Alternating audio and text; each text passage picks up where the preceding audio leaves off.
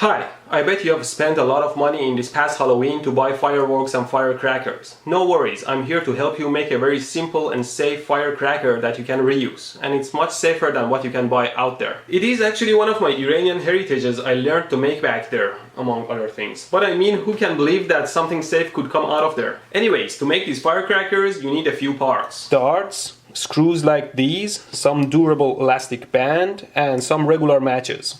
Welcome to Canada. The first thing you need to do is to unscrew the head and rotate it and mount it on the tail by piercing into the tail. Well, never pierce a hole towards your body. This tail is a little bit tough, so I'm going to drill a hole into it. Do not drill, pierce, cut or do anything dangerous towards your body parts. And if you think the scene you just saw was so fake, lame and unreal, then let me show you my hand. This is a stab wound from many years ago when I tried to pierce open something with a knife and the knife tripped.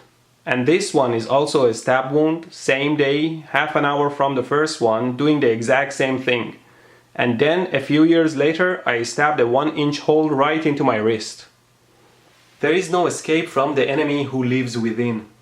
That was deep, man! Anyway, after making the hole, you can glue the head into the tail. It also helps to glue the fin because it tends to fall out often. Now you need a screw that fits loosely in the hole in the head and is longer than its depth. And then you have to tie the screw to the body of the dart with the elastic band. Here's the end result, and the elastic band keeps the screw in its place nicely. Now let's make a new one differently. For this one we don't need the tail of the dart. All we need is the head and a piece of wood like this. And we will hammer the head into the wood like this. Here you go, son. Thanks, Dad. You might want to have an adult hammer it for you. And now of course the elastic band and the screw need to go on. And here is how the new one looks like. Now I added a washer below the dart so that it doesn't split.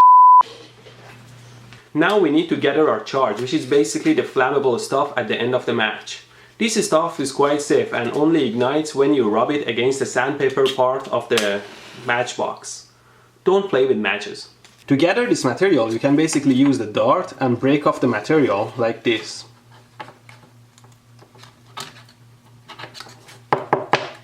And here's how these work. You have to fill the dart with 2 to 3 matches worth of material and then you have to put the screw on nice and tight.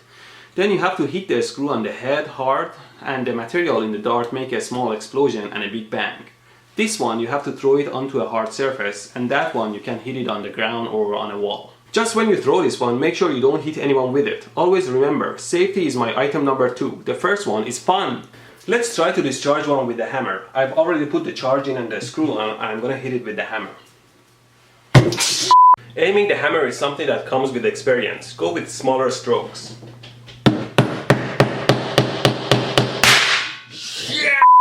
Let's go outside! Now you can do it with style. You can do it with finesse. You can do it with confidence.